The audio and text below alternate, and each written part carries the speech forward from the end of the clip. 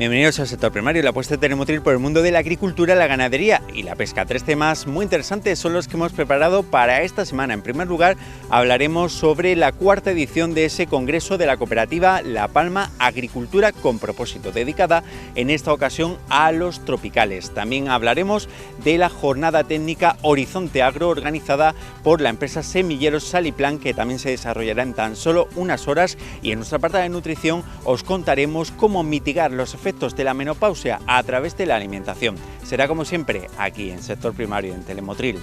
Recordaros que podéis acceder al contenido íntegro de todos nuestros programas, tanto en el canal que la Televisión Pública Motrileña tiene en YouTube, al que por cierto os invito a que os suscribáis, a que activéis la campanita y también que nos regaléis un like, un me gusta en este vídeo para ayudarnos a que más personas puedan acceder a nuestros contenidos. Contenidos que también tenéis a vuestra entera disposición a través de nuestra página web www.telemotril.com.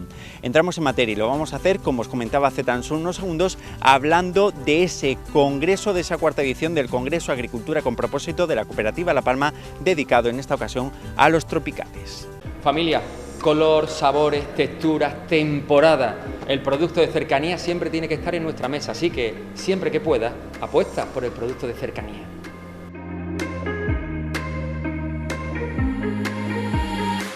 Es el cuarto congreso de Agricultura con Propósito y en este caso el segundo dedicado a tropicales y se celebra el viernes 12 de junio.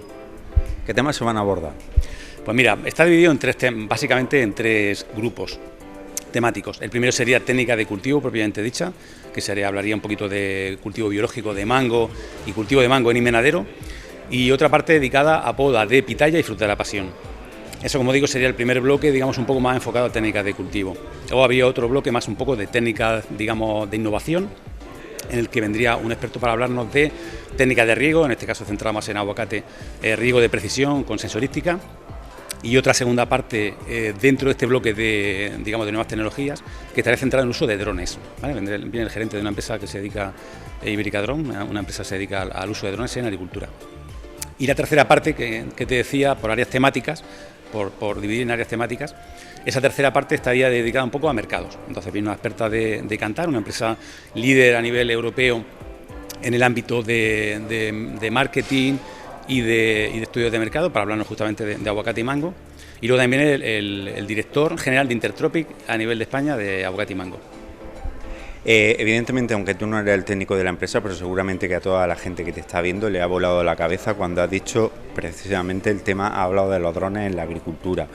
Me imagino que si conocerás un poquito el trabajo de esta empresa, ¿cómo se pueden utilizar los drones, cómo se pueden aplicar a la agricultura? Sí, básicamente el uso de drones realmente tenemos que tener en cuenta que nuestros tropicales están en nuestra orografía, es una orografía complicada, muchas pendientes, nosotros tenemos Sierra Nevada justo aquí, lo que nos caracteriza, tenemos un clima muy particular y una orografía muy particular. Entonces el uso de drones al final es necesario porque tenemos mal acceso a fincas y el uso de drones se puede utilizar fundamentalmente para el tratamiento, porque muchas veces hay muchas fincas que son casi que realmente no se puede llegar. Entonces, bien para aplicación, protección solar o incluso alguna aplicación fitosanitaria, o para aplicación de suelta, incluso de auxiliares, se puede aplicar. Porque, os digo, muchas veces tenemos muchas zonas que son inaccesibles a una forma convencional. ¿Por qué habéis elegido estas temáticas? Es lo que te digo, un poco centrándonos en esas tres áreas, ¿no? Siempre, ya en el anterior congreso, pues intentamos repasar, digamos, técnicas de cultivo propiamente dichas, pero queríamos no solamente estar ahí, no solamente en técnicas de cultivo propiamente pues de poda o de manejo ecológico o de cultivo bajo plástico, sino también irnos un poquito más allá. Nosotros estamos comprometidos con ese conocimiento, con esa difusión del conocimiento, y queremos todas esas nuevas técnicas, como en este caso de los drones que me comentas que te llama un poquito la atención, que es lógico. Estamos comprometidos con todas las nuevas tecnologías que se puedan aplicar. No lo he comentado, este cuarto congreso se celebra conjuntamente con Caja Rural de Granada, que lógicamente nos ayuda a organizar el evento. El horario sería de 9 de la mañana de recepción, 9 y media empieza la primera ponencia, son 6 ponencias en total. Hay un pequeño break a las 11 y finalmente un pequeño catering, en torno a la 1 y media aproximadamente. Hora de finalización sería en torno a las 5, pero bueno, eso sería aproximadamente un poco el horario. A la hora de confeccionar el programa, ¿también habéis tenido en cuenta alguna demanda o alguna duda, algunas cuestiones que hayan planteado los propios agricultores? Sí, claro, lógicamente cuando nos reunimos, cuando vamos a organizar el congreso, nos reunimos los técnicos, yo en este caso como responsable de I+D, presidente de La Palma, Caja Rural, y bueno, entonces entre todos vemos un poco, oye, qué es lo que demanda el agricultor, dónde está un poco esa problemática. Especialmente en la parte de cultivo, lo que te comentaba, lo que son técnicas estrictamente de cultivo, pues por un lado mango en ecológico, bueno, es algo que está muy en boga, es una tendencia actualmente. Igualmente el cultivo de mango bajo plástico, porque se adapta, es una planta pequeña y de los pocos tropicales que se puede adaptar en nuestras condiciones a cultivo bajo plástico también, que es muy interesante porque tenemos un mango de mucha calidad y lo atempranamos, es decir, podemos obtenerlo un poquito antes, podemos tener una cosecha un poquito anterior y de muy buena calidad. Y esto lógicamente al final son demandas del agricultor. Y por la segunda parte también que quería comentar, el tema por ejemplo del agua, el tema de hacer una agricultura sostenible. Está muy en boga, lógicamente, el tema del agua. Este año, afortunadamente, ha llovido, pero no todos los años son así. Tenemos el pantano, tenemos agua, tenemos recursos, tenemos clima, tenemos un agua de Sierra Nevada fantástica. Y al final el uso y la optimización del agua de riego, igual que el resto de recursos que tenemos, es fundamental. Entonces, al final el objetivo es ser profesionales, mejora, transferencia de conocimiento, hacer una agricultura sostenible en el sentido no solamente ecológico de la palabra, sino en el sentido económico y social de la palabra, ¿no? Así que lo que queremos es una agricultura que se mantenga en el tiempo, que seamos capaces de ser profesionales, de mantenerla, pues con toda la amenaza siempre que hay, lógicamente, de competencia, de problemas que pueda haber lógicamente de terceros países que pueden entrar también en Europa, etcétera, etcétera, ¿no? El cambio climático, es decir, muchas cosas que pueden estar relacionadas y lógicamente se soluciona siendo profesionales, con transferencia de conocimiento y apostando por la agricultura, que es lo que estamos haciendo. Precisamente importante ese uso eficiente del agua en el cultivo del aguacate, como tú nos comentabas que va a ser la primera temática, sobre todo teniendo en cuenta que ahora un poco menos, pero hace unos años se ha demonizado muchísimo este cultivo porque se decía que requería muchísima agua, ¿no? Sí, realmente vamos a ver, eso a nivel técnico a lo mejor es un poquito complicado de explicar. Sí es verdad que es un consumo que requiere agua, evidentemente es una planta tropical, en este caso de origen México, Guatemala, y es una planta, un árbol de mucho porte. Es un árbol que, lógicamente, para mantener ese porte y todo ese follaje necesita agua. Aproximadamente, pues como puede necesitar casi cualquier cultivo, si vamos en términos de rendimiento al final de materia seca que estamos produciendo. Otros cultivos, muchas veces hacemos la conversión de litros de agua para obtener 1 kilo de producto. En este caso es un poco engañoso porque el aguacate tiene mucha grasa, tiene más materia seca, tiene más alimento, aporta más calorías, tiene aceite. Por eso digo que esa conversión, digamos, es un poquito engañosa. Entonces, en realidad, si yo comparo una manzana, una naranja, que al final es todo agua, pues evidentemente no es la misma comparación. Evidentemente el aguacate produce menos, pero el consumo de agua podemos decir que es equivalente, porque tú estás manteniendo al final una planta con un cierto porte. Entonces, es un tema un poco más técnico, un poquito más complicado de explicar, pero que al final hay que quitar creo que hay que quitar un poquito esa culpa que se está echando el aguacate. Realmente lo que tenemos que es ser eficientes en lo que hacemos. El aguacate es un cultivo muy interesante, que hay muchísima superficie, se está ampliando a otras zonas también en la península ibérica, se está viendo en Huelva, en Cádiz, en la costa valenciana e incluso en Galicia hay nuevos cultivos de aguacate porque el clima está cambiando y es un cultivo subtropical que realmente pues, se puede adaptar realmente a otras zonas, pero realmente hay que quitarle un poquito. Yo soy partidario de decir, oye, todos los cultivos lógicamente consumen agua, y todos son viables. Lo que tenemos que hacer es ser eficientes en el uso de agua. No se trata de ahorrar ni de gastar más, se trata de ser eficientes, pero en ese y en todos. Sobre todo también teniendo en cuenta que en los últimos años se han desarrollado técnicas y herramientas que han permitido reducir precisamente ese consumo del agua en torno a un 30% de mínimo, pero en algunos casos hasta casi el 50%. Sí, totalmente. Las técnicas están cambiando, como comentaba antes, en todos los cultivos tropicales, porque realmente hablamos de cultivos tropicales, pero hay mucha distancia de un chirimoyo, un aguacate, un mango, pitaya, fruta de la pasión. Hay realmente mucha distancia botánica y mucha distancia en técnicas de cultivo. Al final las técnicas están cambiando en todo, estamos siendo mucho más profesionales, el sector está mejorando muchísimo. En el ámbito del agua también, tenemos que ser mucho más eficientes, se ha bajado muchísimo el consumo de agua y tenemos que seguir haciéndolo. Y para eso pues, también contamos con un experto que viene de Cartagena, de la Politécnica de Cartagena, que nos va a hablar un poco de la sensorística necesaria para monitorear cómo se debe regar correctamente. Porque muchas veces, tanto el aguacate como otros cultivos de la zona se han regado o se han manejado, si hablamos de forma general, digamos un poco por uso, por tradición, por costumbre, ¿no? Todo eso va cambiando. se está aplicando ciencia, se está aplicando conocimiento, se está aplicando tecnología y eso es la única forma, como decía antes, enganchando el argumento que decía antes, de que realmente sean cultivos sostenibles, pero sostenibles económicamente, socialmente y medioambientalmente también, lógicamente. Los recursos son finitos, todos los recursos son finitos. Se trata de ver dónde ponemos esos recursos. Lo que hace falta es una correcta programación del territorio, ordenación del territorio, con zonas que se puede cultivar, zonas que no se puede cultivar, qué agua se puede gastar, qué no agua se puede gastar y al final, bueno, es un poco ordenación del territorio y optimización de recursos. Cada vez mayor importancia de los tropicales en nuestra comarca. Sí, lógicamente, tiene un potencial porque lo que comentamos, si vamos cultivo por cultivo, el chirimoyo pues son unas 3.000 hectáreas lo que hay en España, mucha gente eso no lo sabe, pero realmente somos el principal productor de chirimoya del mundo y está ubicado al 95% en la costa tropical, es decir, Motril y su entorno. La única variedad es fino de jete, que coge nombre del pueblo de aquí, que está encima de las muñecas. Realmente es que es totalmente propio de aquí y realmente tenemos que defenderlo y tenemos que hacerlo bien. Tiene mucho potencial de crecimiento, si lo hacemos bien, totalmente convencido, pero tenemos que ser profesionales en las técnicas de cultivo, en la calidad que estamos ofreciendo, en la penetración en mercado. Tenemos que entrar por todos los canales, en fresco, en cocina, es decir, tenemos que darlo a conocer porque son productos exóticos, pero productos sanísimos de la zona, locales, que tenemos que lógicamente consumir por calidad y por sostenibilidad, porque son productos nuestros, producidos aquí. ¿Estaría precisamente el futuro de nuestra agricultura más centrado en los subtropicales, sobre todo para diferenciarnos de otras zonas cercanas, como por ejemplo Almería, la eterna competidora nuestra dentro de Andalucía, o incluso, aunque estén empezando también a incluirlo de otras zonas como Marruecos? Porque es cierto que, bueno, en los hortícolas, por ejemplo, también tenemos la competencia de Marruecos, que está mucho más cercano, pero en el caso de los subtropicales, nuestros principales competidores fuera de España están muchísimo más lejos, lo que hace que la calidad del producto, vamos, que no haya comparación en cuanto a la calidad del producto, porque la de ellos es infinitamente inferior cuando llega a Europa. Bueno, eso siempre es una cosa que se comenta mucho, ¿no? Oye, el futuro de nuestra zona, en concreto ahora que estamos en Motril, que es más centrado en tropicales o más cultivo bajo plástico, hortícola. Yo pienso que ambas son compatibles, quiero decir, al final un poco lo que te decía se hace extensible un poco también a hortícolas.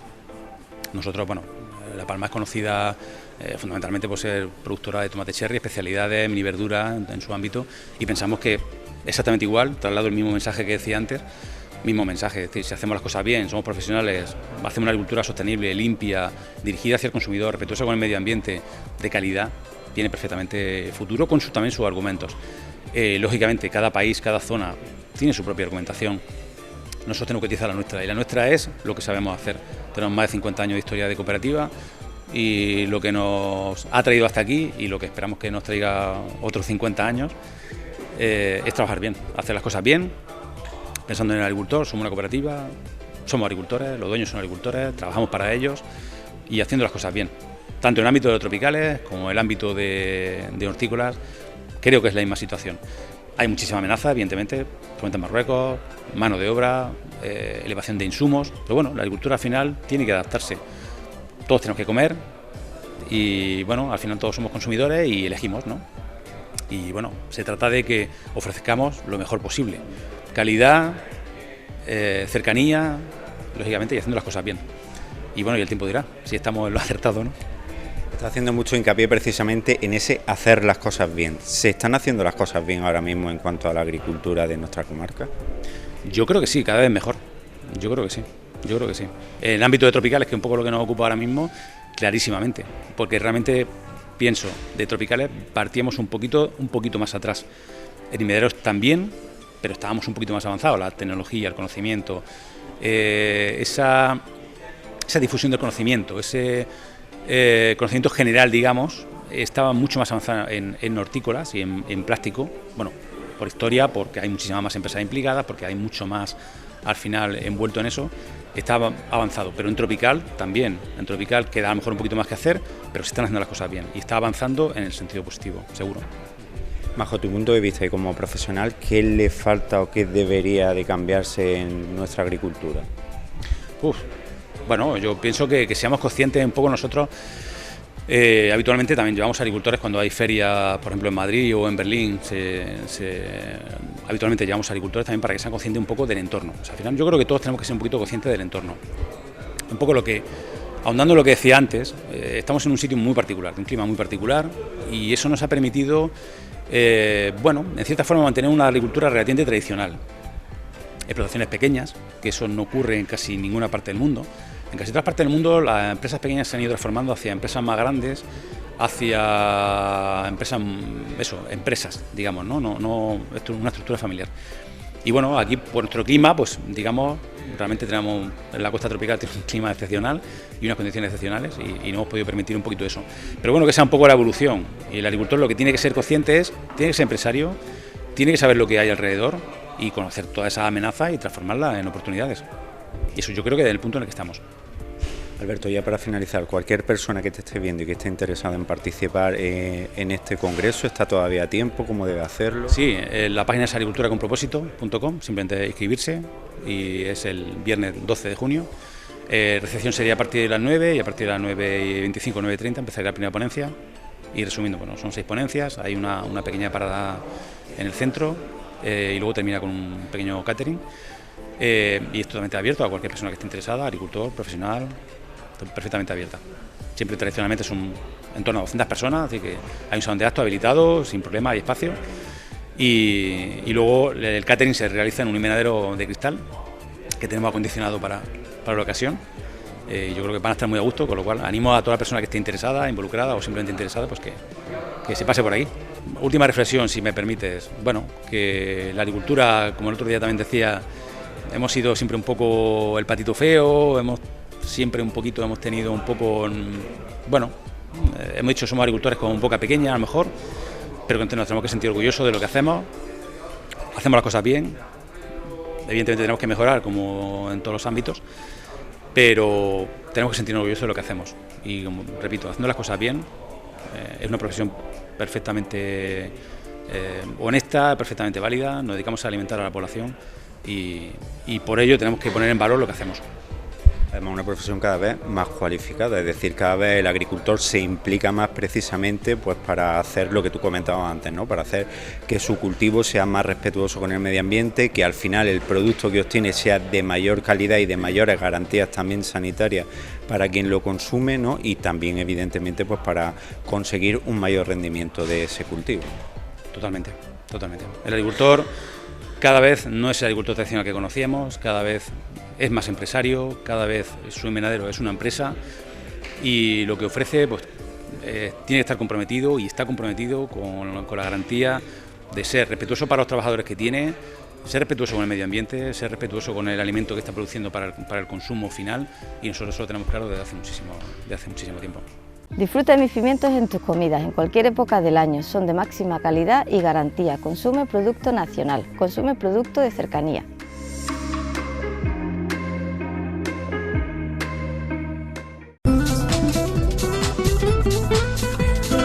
Los agricultores pueden acceder a más formación esta semana porque la empresa Semilleros Aliplan va a volver a desarrollar sus jornadas técnicas bajo el epígrafe de Horizonte Agro. Será en tan solo unas horas y estará dedicada a distintas temáticas con el hilo conductor del 40 aniversario de la empresa motrileña.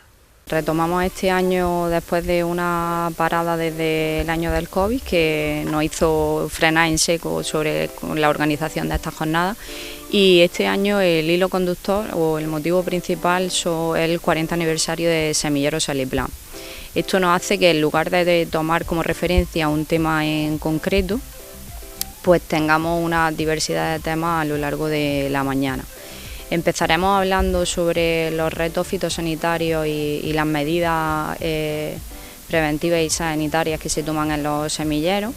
Luego continuaremos con todo el tema de lucha integrada de la mano de Cooper, que con ellos tenemos una estrecha colaboración dentro del semillero a nivel de ensayos, pruebas y implantación de nuevas medidas. Y bueno, luego pasaremos al bloque de presente, de genética, que de este bloque se encargará Syngenta, que recientemente han hecho una inversión muy importante en un centro de investigación aquí en El Ejido. Syngenta es una empresa internacional que tiene, a nivel mundial también tiene referencia en tema de genética, y vienen dos de sus representantes a hablarnos de lo que a día de hoy está en desarrollo en todo el tema de genética. Después tendremos un coffee a mitad de la mañana para que la mañana no se haga demasiado extensa, y continuaremos con tema de IA, ¿vale? Aquí participará ICO, una empresa de Almería que está especializada en todo el tema de monitorización y mejora de eficiencia a nivel hídrico y de medidas para optimizar la productividad en invernaderos, como digo, de la mano de ICO, de su cofundador. Después pasaremos a ver un poco qué nos espera en los próximos años o cuál pensamos que son los próximos retos de la agricultura, que esta ponencia la desarrollará David del Pino, consultor del sector. Y para terminar este bloque de ponencia, Manuel Ferrer, en representación de HM Clause, contará la importancia de la marca dentro del sector agro y, en su caso, el caso de éxito de la marca Dura, conocida por todos. Para terminar la jornada, nos pareció interesante poner sobre la mesa y hacer una reflexión sobre el relevo generacional en este sector, en el sector agro. Es un tema que actualmente nos preocupa a todos, y como nos preocupa tenemos que ocuparnos de ello. Para ello hemos organizado una mesa redonda que en este caso participarán ponentes de distintos ámbitos.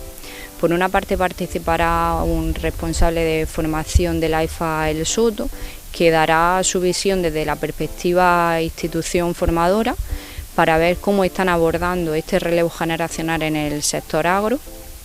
Participará también Cecilia, que es la responsable técnica la responsable del Departamento Técnico de Cooperativa Granada La Palma, para contarnos cómo la cooperativa, o sea, cómo la empresa privada está haciendo temas de formación para hijos de agricultores, o sea, cómo están afrontando ellos este reto.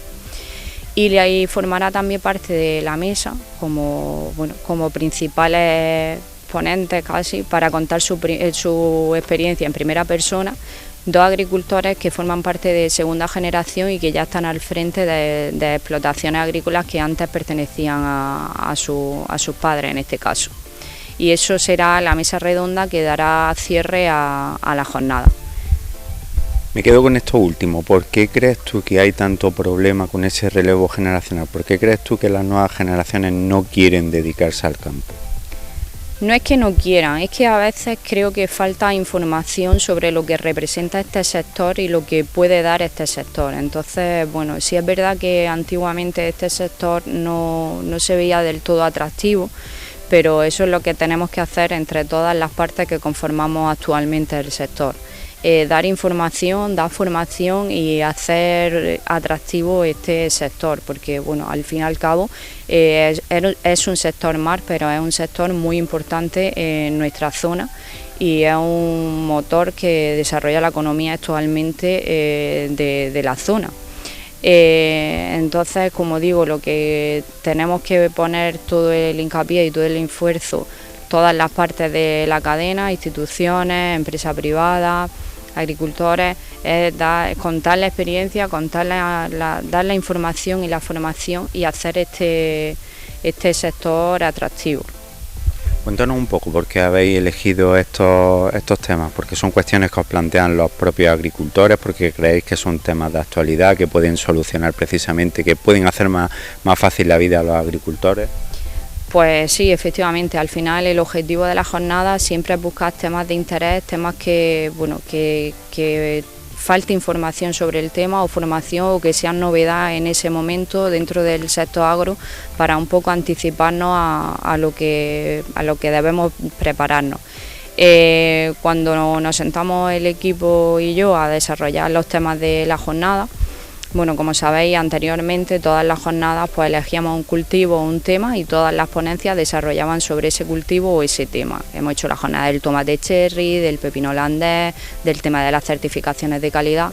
Este año, o sea, lo teníamos claro porque 40 años no se cumplen todos los años y el hilo conductor debía ser el 40 aniversario. Entonces lo que hemos hecho es un poco hacer un análisis por la trayectoria, desde lo que se ha transformado ya a nivel pasaporte fitosanitario, medidas sanitarias, tema de lucha integrada, o sea, eso ya se ha transformado, el bloque de transformación, lo que estamos ahora mismo viviendo en el presente, que por eso forma parte de la ponencia del tema de IA, monitorización y todo eso. Y para terminar, el tema del futuro. Y el futuro no solo en tendencias de mercado y en la perspectiva que se espera en un futuro más próximo, sino también el relevo generacional. Al final el relevo generacional es el futuro del sector y las segundas, terceras generaciones tienen que hacer que esto siga adelante y siga funcionando. Y bueno, también lanzando un poco este relevo generacional con el periodo, con la época que está viviendo ahora mismo la empresa Semilleros Saliplan, que también es de cambio generacional. Entonces, bueno, nos parecía interesante hacer ese recorrido y terminar con esa perspectiva de futuro. Unas jornadas que siempre han sido referentes tanto por los ponentes de primer nivel como también por la cantidad de asistentes, ¿no? Efectivamente, este año también tenemos participantes de primer nivel, responsables de empresas multinacionales y responsables también, porque siempre nos gusta tener las dos partes, no solo la parte internacional y representantes que pueden tener una visión más global, sino también representantes de empresas que están a pie de campo en el día a día del agricultor y que saben perfectamente las necesidades y las inquietudes que ahora mismo tiene el agricultor. Y en referencia a los asistentes, pues las jornadas se celebran en el Hotel Impresis de Playa Granada, como sabéis. Tenemos un aforo de unas 420 personas en el auditorio. Normalmente hemos completado aforo unos días antes del evento, incluso hemos quedado con alguna gente en lista de espera. Y este año, bueno, el ritmo de la inscripción va muy bien, la verdad. Quedan pocas plazas para las inscripciones. Las personas que estén interesadas, ¿qué tienen que hacer? Cuéntanos. Pues o bien ponerse en contacto con la centralita de Semilleros Saliplan, al número de teléfono fijo 958-623376. A través de nuestras redes sociales también pueden ver el número de teléfono donde hacen la inscripción a través de WhatsApp o a través de cualquiera de nuestros comerciales que también están en contacto permanente a la hora de facilitar el registro de la inscripción. Andrea, en otras jornadas habéis apostado por un formato mixto, me explico. Por una parte había siempre ponencias y por otra parte también empresas relacionadas con el mundo agro, con la agricultura en distintas facetas, también exponían un poco pues sus productos, las técnicas, sus investigaciones. ¿Este año se ha puesto también por ese formato o este año solamente tendremos ponencias? Este año también se apuesta por este formato. El hacer este formato fue en parte a petición de estos patrocinadores y colaboradores, porque evidentemente es un punto de encuentro muy interesante en la zona, porque clientes, proveedores, gente relacionada, personas relacionadas con el sector, y este año también tendrá ese formato mixto. Por una parte, en el auditorio tendrán lugar las ponencias, tendrá lugar la mesa redonda, y durante el coffee, durante el aperitivo, en la misma sala habrá una pequeña exposición de esos patrocinadores, bueno, para que tengan la oportunidad de hacer ese networking con los posibles clientes que puedan estar en el evento. ¿Jornadas que se retoman puntualmente o que se retoman para continuar en el tiempo? Quiero decirte, ¿el año que viene volveremos a tener jornadas? Bueno, pues esto todavía no está del todo decidido. Como sabes, organizar una jornada así requieren un esfuerzo bastante importante, no solo a nivel económico, sino a nivel de trabajo y organizativo. Y estamos un poco estudiando la opción de pasarla a bianuales para tener más campo de temática donde elegir, pero está todavía por definir. Importante la formación continua de los agricultores, sobre todo cuando día a día se enfrentan a distintos problemas y muchas veces no saben cómo solucionarlos, y por otra parte también, como tú comentabas, con todos los cambios que se están produciendo y que se avecinan gracias a la inteligencia artificial y a otras tecnologías. Efectivamente, al final el campo y el semillero al igual, aquí no hay dos días iguales, estamos trabajando con planta viva, no es inerte, Entonces tenemos que estar en continua formación, en continua evolución y muy atentos a, bueno, a cualquier novedad que pueda mejorar o prevenir y hacer que la productividad o que la rentabilidad sea mejor en la explotación. En el caso de la IA, como dices, desde mi punto de vista es una cosa de presente y quien no lo quiera aceptar creo que debe darle una reflexión al tema, porque bueno, hay ya herramientas que facilitan, mejoran el trabajo diario y creo que hay que apuntarse al carro sí o sí. No es un tema opcional, sino casi que obligatorio, porque cualquier empresa, autónomo o persona que en su trabajo en el día a día no esté beneficiándose o no esté subiéndose al carro de estas nuevas tecnologías y de la inteligencia artificial, creo que no va a ser tan eficiente o no va a ser tan productivo como otra persona que sí lo haga. O sea, no va a sustituir a personas, pero sí va a mejorar mucho esa productividad. No me olvido, por supuesto, de dar las gracias a los colaboradores, a los patrocinadores, a Caja Rural de Granada como patrocinador principal, al resto de patrocinadores y colaboradores, que han sido muchos, aquellos que en esta ocasión, como en otras, se han quedado fuera, pero los tenemos anotados para la próxima. Que muchísimas gracias, que es un esfuerzo para todos, pero que gracias a ellos también se pueden desarrollar estas jornadas. En tan solo unos segundos abordamos nuestro apartado de nutrición. Será justo después de unos consejos de nuestros patrocinadores.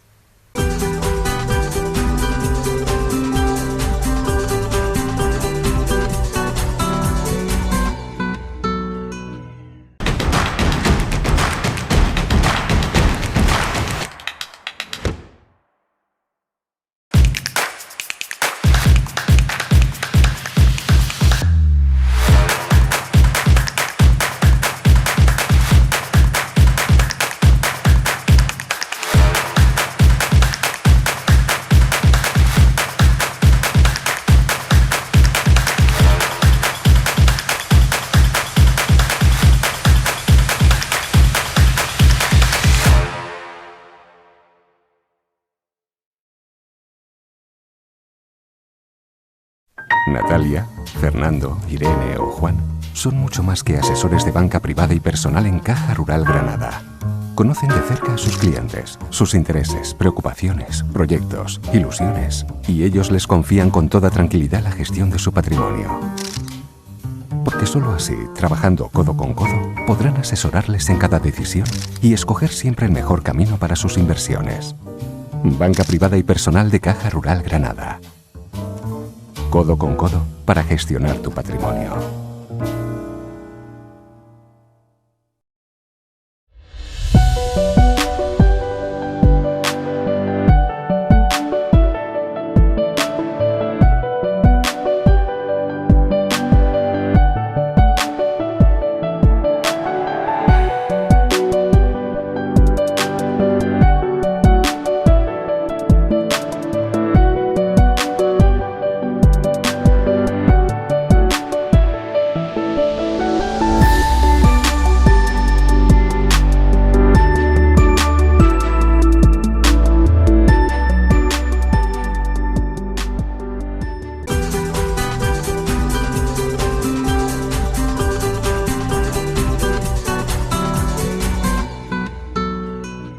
Ya estamos de vuelta. El médico integrativo de Naturalia, Miguel Martín Almendros, nos está esperando en esta ocasión para hablarnos de cómo mitigar los efectos de la menopausia a través de una buena alimentación, que también nos va a ayudar muchísimo con las altas temperaturas del verano. La menopausia afecta a toda mujer con una función ovárica normal. Quería transmitir un concepto, el concepto de empoderamiento de la mujer. Hay muchos empoderamientos, y hablo de empoderamiento médico con respecto a la menopausia. Es un proceso activo de adquisición de conocimientos, confianza y autodeterminación para gestionar la salud y tomar decisiones informadas sobre su atención. Eso es lo que voy a intentar transmitir ahora en estos minutos. un conocimiento para que la mujer sea consciente de lo que hay y de lo que no hay. Y el médico o la médica en ese proceso es un socio igualitario que ayuda y apoya en esas decisiones que toma la mujer. Entonces, si nosotros logramos implementar este concepto en la sociedad, vamos a abandonar el modelo basado en la enfermedad, que la menopausia no es un problema por deficiencia de hormonas, que se debe tratar con terapia hormonal sustitutiva, sino que es un proceso evolutivo en la vida de una persona. Lo mismo que tenemos una menarquia, que la mujer o que la adolescente se hace mujer, tenemos una fase, el fin del ciclo reproductivo, en que no por haberse ido esa capacidad reproductiva, la mujer es menos mujer ni se tiene que esconder en un roete y en una ropa de luto ocultando la carencia de capacidad reproductiva. Siempre que hablamos de menopausia es importante hablar de una individualidad. Todos los procesos evolutivos son diferentes en todas las personas, pero desde luego sí que, insisto con lo que he comentado antes, quisiera dejar claro la necesidad de eliminación del estigma social. Es decir, fijaros hasta qué punto llega la cosa, que en euskera la palabra mujer es emakumea, significa hacer hijos. Hasta ese punto tenemos socialmente grabada el rol de la mujer en la sociedad, que ha quedado desde luego totalmente ancestral, es un concepto muy arcaico. Por eso quiero desmitificar esos conceptos y que no el hecho de no tener menstruación la mujer pasa a un segundo plano, sino que puede ocupar otros primeros planos que antes precisamente no podía ocupar por el tema de la menstruación, ¿no? También con esto es una lucha contra el edadismo, que no porque una persona cumpla años ha de ser menos socialmente aceptada y capacitada socialmente, sino todo lo contrario, porque transmite toda su experiencia vital. La mujer, una vez que tiene la menopausia, no debe esconderse detrás de una ropa de luto en un rincón de la casa simplemente haciendo comida, sino que tiene que saber aportar, tiene que saber disfrutar de una nueva etapa llena de salud y aportar todas sus experiencias a la sociedad, toda su experiencia vital a la sociedad. No es una enfermedad la menopausia, insisto, es una etapa más de la evolución del ser humano, en este caso de la mujer. No hace falta fármacos, salvo excepciones, en muy contadas ocasiones, de forma excepcional. ¿Qué es la menopausia? La menopausia es el final de la etapa reproductiva. Una vez que la mujer tiene 12 meses con ausencia de menstruo, se puede considerar que la mujer ya está en fase de menopausia, de retirada de estrógenos, de retirada de la capacidad reproductiva. Viene oscilando, para ser normal, de los 45 a los 55 años. Los síntomas que podemos tener, como no ocurre de golpe, sino que ocurre en ese proceso de un año, pues en primer lugar vemos que hay una irregularidad menstrual. Un mes me viene, otro mes no me viene. Un mes me viene a los 15 días, otro ciclo me dura mes y medio. Esas pequeñas irregularidades. Ya empiezan a aparecer los sofocos, los sudores, los calores nocturnos, los cambios de humor, irritabilidad, insomnio, sequedad vaginal con pérdida de líbido, del deseo sexual, aumento de peso y pérdida de densidad ósea. Esos son elementos que pueden aparecer si no cuidamos, si no mimamos esa retirada del periodo. Variables en intensidad y variables en duración. Y la forma más adecuada para empoderar a la mujer es, ya digo, dar los conocimientos que os voy a dar ahora y que luego vosotras sigáis indagando en esta línea, siempre con el consejo igualitario de la profesional o el profesional sanitario. ¿Por qué? Porque tenemos muchas opciones en nuestra mano que no son medicamentos, sino que son complementos que nos pueden ayudar a que ese cambio, esa falta de estrógenos, sea mucho más suave, sea mucho más dulce. Y eso es muy significativo porque no es que vayamos a evitar sofocos y bochornos y calores nocturnos, sino que a mayor sintomatología de sofocos, calores y sudores nocturnos, los cambios a largo plazo van a ser mucho menores. Los cambios con respecto a la osteoporosis, con respecto a la patología cardiocirculatoria, con respecto al aumento de colesterol, van a ser mucho más suaves y van a ser mucho menos intensos. Por eso es importante saber modular lo que os he dicho, mimar este cambio de etapa, mimar esta menopausia. ¿Con qué? Con plantas como por ejemplo podemos tener la cimífuga, que actúa sobre los sofocos y sobre los cambios de humor. Plantas como la salvia, que actúa sobre los sofocos y la sudoración nocturna. El trébol rojo, que previene la osteoporosis porque tiene isoflavonas, actúa también sobre los sofocos y la sequedad vaginal. El dong quai, El Dong Quai es una planta oriental que ya tenemos muy interiorizada en Occidente y es una reguladora del ciclo hormonal.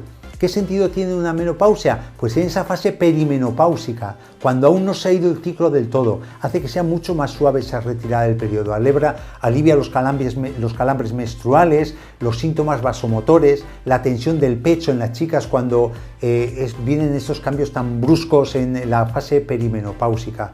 Luego el lúpulo es una planta muy importante porque ayuda al sueño, disminuye la irritabilidad y actúa eliminando los sofocos. Y por último quería hablar como planta la maca, que la maca es una planta adaptógena que ayuda a las situaciones de estrés y este cambio hormonal es una situación de estrés para nuestro organismo.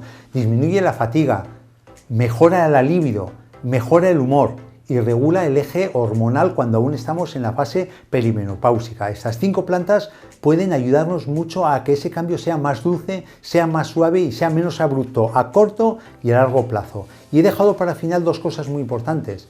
Una es las isoflavonas de soja. Las isoflavonas de soja es un fito complejo natural que está en la soja, entre otros complementos naturales, y que es una estructura muy similar a los estrógenos.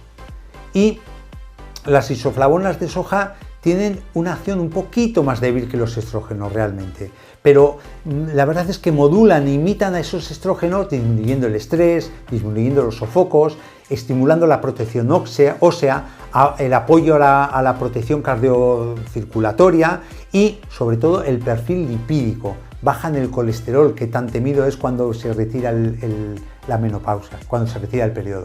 Deciros hay unas puntualizaciones con respecto a las isoflavonas. Puede interactuar con anticoagulantes, es decir, el Sintrón y compañía, sobre todo el Sintrón es la medicación que más nos puede dar problemas con respecto a las isoflavonas de soja. Luego, cuando hay un cáncer hormonodependiente, cuando la señora ha tenido un cáncer de pecho y depende de los estrógenos, pues se suele recomendar no tomar isoflavonas por esa estructura similar a los estrógenos. Mi recomendación es no tomarlos, aunque hay muchísimos estudios que tienen un mecanismo de acción diferente en diferentes receptores que los estrógenos que la señora pierde cuando se le va el periodo. Incluso hay estudios que son protectores del cáncer de pecho, pero como no quiero entrar en controversia, seguir la recomendación del ginecólogo y eliminarlo de momento hasta que no haya mucha más evidencia científica, que ya la hay. Es importante que las isoflavonas, mínimo, para ver un resultado constatable y agradecido, que sean 4 semanas de tomarlas. Y también, importante, depende mucho del estado de la microbiota, porque igual me estáis escuchando chicas que habéis tomado isoflavonas y no habéis tenido una mejoría en la sintomatología, un cambio en la sintomatología, y os puede hacer pensar, es que no funciona, a mí no me han funcionado las isoflavonas. No es que no funcionen, el problema es que igual no tenías una microbiota correcta y realmente las isoflavonas no son las que se absorben y tienen el efecto terapéutico en nuestro cuerpo, sino que las isoflavonas son metabolizadas por determinadas cepas de microbiota y el metabolito de esa metabolización es el que se absorbe y tiene el efecto en nuestro organismo. Entonces, si no tenemos una buena microbiota, una buena flora intestinal, vamos a perder efecto terapéutico con las isoflavonas. Y la onagra es un omega 3, es el ácido gamma-linolénico, un omega 6. La onagra es un omega 6, es el ácido gamma-linolénico, que tiene un efecto antiinflamatorio y es un efecto regulador hormonal, que tiene una acción modesta, pero lo bueno de la onagra es el efecto sinérgico con otras plantas. Se engrandece, se hace gigante la onagra cuando la damos con isoflavonas o con salvia o con la cimífuga. Es importante para la sequedad vaginal y la sequedad cutánea, aumenta la elasticidad de la mucosa vaginal y la lubricación vaginal. Es importante en la fase perimenopáusica por los dolores de pecho, lo que se llama técnicamente la mastodinia, que aumenta enormemente con esos ciclos erráticos que vienen cuando les apetece venir, ¿no? Y luego también actúa mucho la onagra sobre los cambios de humor, la irritabilidad y la ansiedad. Es muy importante su uso sinérgico, insisto, sola se queda un poquito corta, pero sinérgico con isoflavonas u otras plantas de las 5 que os he comentado al principio, vais a notar un resultado muy agradecido. sobre todo, insisto, la onagra en síntomas perimenopáusicos, ¿no? Que aún puede haber algún óvulo que exprimir de ese ovario. Luego no quería acabar la charla de hoy sin hablar de la terapia hormonal sustitutiva. Es efectiva, claro que es muy efectiva, pero va con tratamiento médico. Entonces esto en cierta manera desempodera a la mujer, le quita poder sobre su patología, sobre su situación, porque ya se convierte en patología a partir del momento que tomas la terapia hormonal sustitutiva por la necesidad de un seguimiento y de unas analíticas semestrales por lo menos, ¿no? ¿Es efectiva? Sí, se utiliza contadas ocasiones, cuando ya la sintomatología pierde calidad de vida, le hace perder calidad de vida a esa persona. Pero claro, insisto, siempre con un seguimiento médico. ¿Por qué? Por los riesgos y efectos secundarios que puede tener. Porque cuando utilizamos, depende también qué terapia hormonal sustitutiva, pero cuando se usa estrógenos con progestágenos y se usa más de 5 años, hay un riesgo muy real de cáncer de mama. Luego, independientemente de los años que utilices, la terapia hormonal sustitutiva está el riesgo de embolia pulmonar o trombosis venosa profunda, riesgo de accidentes cerebrovasculares, de sangrados menstruales, de molestias mamarias. Siempre utilizarla, la dosis más baja, el menor tiempo posible y guiada por un profesional o una profesional sanitario, pero que la terapia hormonal sustitutiva es algo totalmente diferente al concepto que hoy en día se está trayendo y llevando mucho, que son hormonas bioidénticas. En la patología, en las personas que trabajan con la medicina anti-envejecimiento, se trabaja mucho hormonas bioidénticas. ¿Qué son? Son hormonas que se sacan de fuentes vegetales como el soja y el ñame y se modifican en laboratorio. Y entonces salen unas hormonas muy similares a los estrógenos, no son estrógenos y que en determinadas personas pues, se utilizan pues, para alargar esa supuesta juventud, ¿no? Pero eso es harina de otro costal. Y yo personalmente soy muy enemigo de esas hormonas bioidénticas, pero cada uno es libre de hacer lo que quiera, pero porque cada edad tiene sus cosas buenas, sus cosas malas, y el no asumir que tú ya tienes una retirada del periodo y quedarte con lo bueno es no asumir tu edad, y eso es muy triste para una persona. Hay personas que aún no tienen la menopausia y empiezan con síntomas, con irregularidades menstruales, con sofocos, con bochornos, con insomnio, como si tuviesen la menopausia. ¿Qué ocurre ahí? Vas al ginecólogo o a la ginecóloga, te hace una ecografía y dice, pero si tú tienes aún reserva ovárica, es decir, que aún tienes óvulos que te van a hacer funcionar el periodo. Eso puede ser por una situación de estrés, está provocando un desequilibrio hormonal, porque nunca se habla del sistema endocrino, se habla del sistema neuroendocrino. Hay una interrelación directa entre el sistema nervioso, el campo emocional y el sistema endocrino. Y una sobrecarga emocional o un sobreestrés puede provocar una descompensación de las hormonas que inciden en el tema de la mujer, en el tema de la regulación ovárica. Entonces ahí sí que también este tipo de medicinas complementarias pueden ayudar mucho a regular eso y a estrujar ese ovario, porque el ovario va a estar vivo mientras tenga óvulos. Un concepto, reserva ovárica.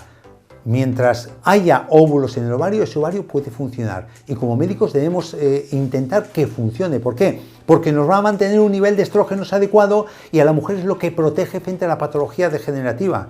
El hombre tiene mayor incidencia cardiovascular que la mujer porque la mujer protege de estrógenos. La mujer empieza a aparecer la osteoporosis cuando pierde los estrógenos porque los estrógenos están protegiendo el hueso.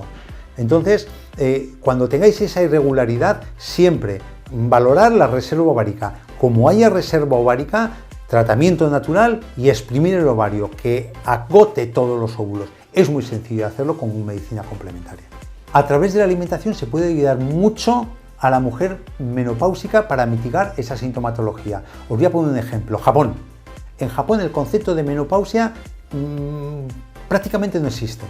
La sintomatología que tenemos las mujeres occidentales en Japón son muy raras. ¿Por qué? Por una razón muy sencilla. En Japón, así como nosotros utilizamos como legumbre la lenteja, el garbanzo y la alubia, en Japón es la soja. Y la soja que tiene isoflavonas de soja, que son similestrógenos naturales. Entonces el nivel de isoflavonas que tiene la mujer en sangre es alto y constante, con lo cual cuando decae el nivel de estrógenos endógeno, no va a haber ese salto, ese cambio tan abrupto. Entonces prácticamente no tienen sintomatología. ¿Cómo podemos ayudar nosotros a una menopausia, a preparar una menopausia o en fase perimenopáusica? Pues tomar alimentos que tengan isoflavonas, fundamentalmente la soja. A no ser que haya un problema de cáncer de pecho hormonodependiente, soja podemos tomar todas las mujeres, como si fuera una lenteja. Es más, se cocina igual, se alinea igual, está de sabrosa lo mismo. Tenemos soja verde, soja blanca, soja negra, o sea, tenemos una variedad enorme y no son cosas raras. Insisto, se prepara como las alubias, se prepara como las lentejas, está en el supermercado, probadlo. Entonces, una persona que ya está cerca de la fase de retirada del periodo, o que por edad, dices, a la mamá se le retiró a los 50 años, yo tengo 47 años, no quiero tener los bochornos y los problemas que tuvo mi mamá, pues empieza ya con una alimentación rica en isoflavonas de soja y a cuidarte con estas plantas, a tomar omega 6 en forma de aceite de onagra, aceite de prímula, a suavizar ese cambio. Importante, se puede hacer y lo podéis conseguir. Es todo por el momento. En tan solo unos días volveremos con más temas relacionados con la agricultura, la ganadería y con la pesca. Será como siempre aquí en Sector Primario, en Telemotril. Recordaros que podéis acceder al contenido íntegro de todos nuestros programas, tanto en el canal que la Televisión Pública Motrileña tiene en YouTube, al que por cierto os invito a que os suscribáis, a que activéis la campanita y también que nos regaléis un like, un me gusta en este vídeo para ayudarnos a que más personas puedan acceder a nuestros contenidos. Contenidos que también tenéis a vuestra entera disposición a través de nuestra página web www.telemotril.com y a través de nuestra página de Facebook, Sector Primario Telemotril. Como siempre os digo que seáis muy pero que muy felices y no os olvidéis de seguir sembrando muchísimo optimismo.